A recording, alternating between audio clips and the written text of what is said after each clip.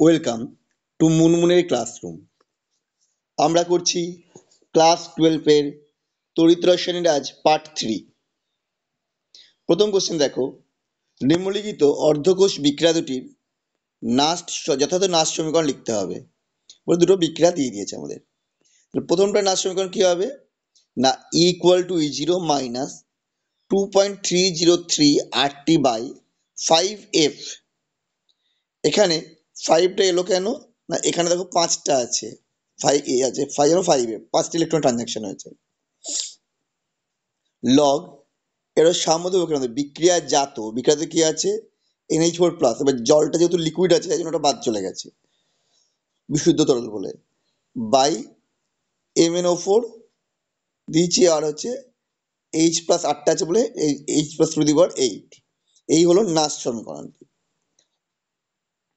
পরেরটা দেখো, বিক্রিয়াটার equal to কি হবে, E0 2.303 RT বাই 2F। এখানেও দুটো ইলেকট্রনের ট্রানজাকশন হয়েছে, Cu2 প্লাস Cu, দুটো ইলেকট্রন ট্রানজাকশন, সেই জন্য by 2F log concentration of Zn2 plus by concentration of Cu2 plus.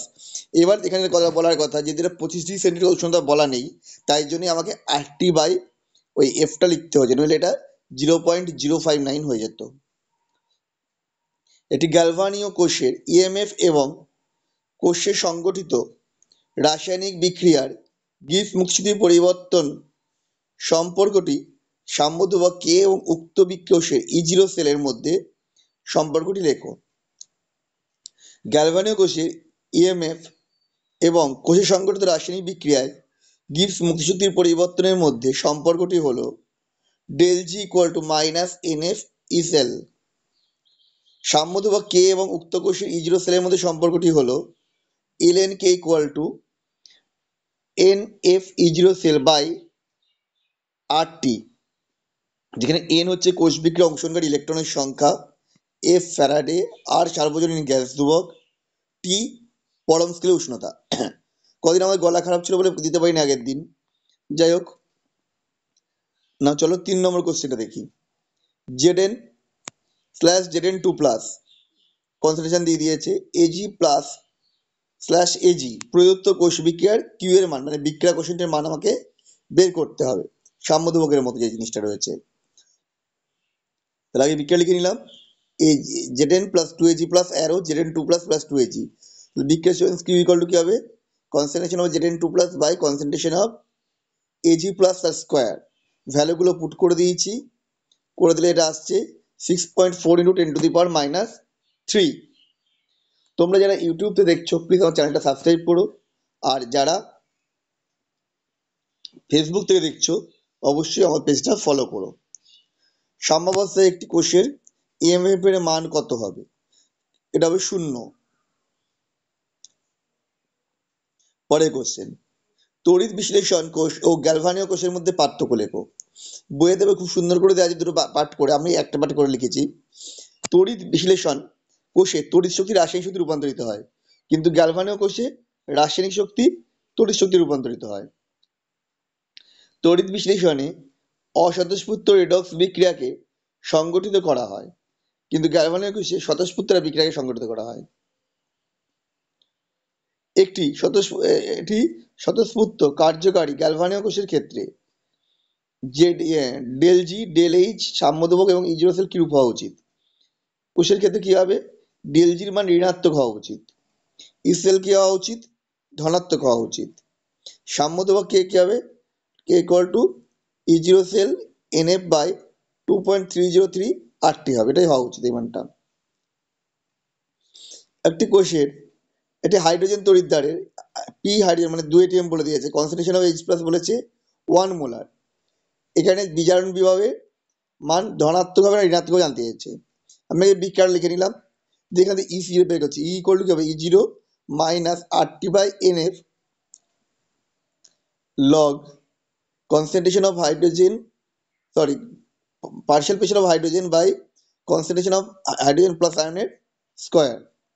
এটা করলে আসছে minus RT by 2F log 2, কারণ PH2 যেটা রয়েছে সেটার মান 2, আর এইচ প্লাসের কনসেন্ট্রেশন 1 বলেছিল, 1 স্কোয়ার মানে 1 হয়ে গেল, মানে 2 হয়ে গেল। তার মানে আলটিমেট মানটা বেরোলো নেগেটিভ, লেস দ্যান 0।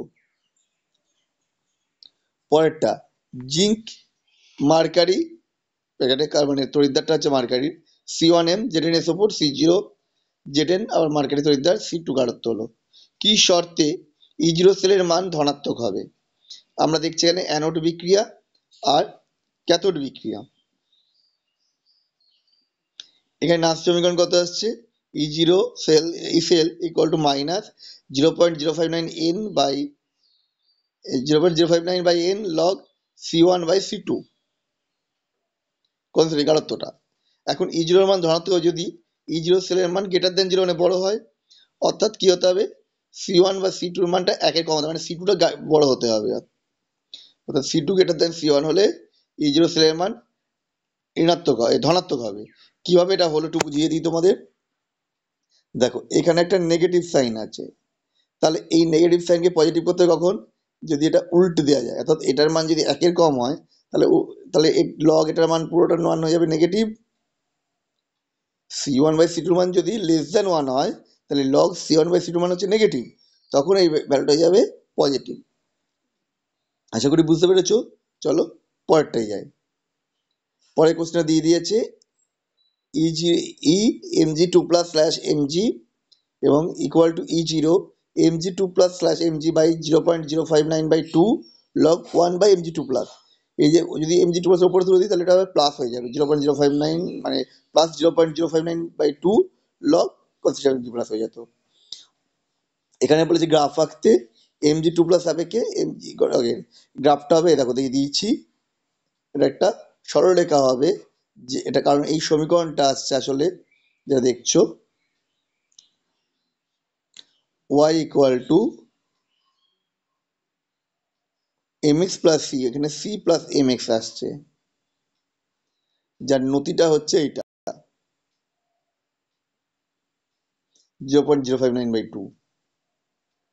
আর এই যে পার্টটা দেখছো, এই পার্টটা আসছে E0 সেলটা। আশা করি বুঝতে পেরেছো। চলো পরেরটা চলে যায়। প্রদত্ত কোষ বিক্রিয়া লিখতে বলেছিল। এটা অ্যানোড বিক্রিয়া হবে H2 gas arrow 2H plus plus 2E। Cathode বিক্রিয়া হবে Cl2 plus 2E arrow 2Cl minus. সামগ্রিক বিক্রিয়া হবে H2 plus Cl2 arrow 2HCl aqueous. নিচে একটা ভলভল্ট কোষ দিয়েছে, তার নাস সমীকরণটা লিখতে বলেছে। 298 কেলভিন উষ্ণতায় দেওয়া আছে এটা। দেখো নাস প্রথমে কোষ বিক্রিয়া লিখে নিলাম Fe plus 2Ag plus arrow Fe2 plus plus 2Ag। নাস সমীকরণটা কি হবে? E cell equal to E0 cell minus 0.059/2 log concentration of Fe2 plus by concentration of Ag plus এর স্কোয়ার। ও প্রথমে বিক্রিয়াজাত বাই বিক্রিয়ক হবে। তাহলে এখানে E0 ভ্যালুটা কি করে বলবো? ই ক্যাথোড মাইনাস অ্যানোড করে বের করলাম 1.24। আচ্ছা এখানে তোমার বুঝতে অসুবিধা হতে পারে অনেকেরই, যে আমরা এই E0 সেলটা ই ক্যাথোড অ্যানোড কোনটা কি করে করবো। তোমাদের আমি একটা সহজ জিনিস বুঝিয়ে দিই।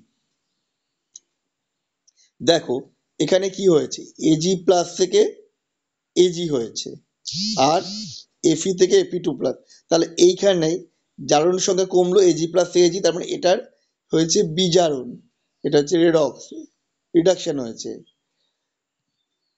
সেটা আগে বসবে। যার বিজারণ হয় সেটা আগে বসবে, কারণ এটা বিজারণ বিভব মানটাই দেওয়া রয়েছে। আর যেটা উল্টো Fe থেকে Fe2 জারণ হয়েছে, তাই ওটা হয়ে যাবে অ্যানোডে চলে যাবে, সেই জন্য এটা চলে গেছে পরে Fe2 প্লাসটা। তাহলে এটা ভ্যালু বেরোলো 1.25, দিয়ে সেইটা বসিয়ে এর ক্যালকুলেশন করলাম।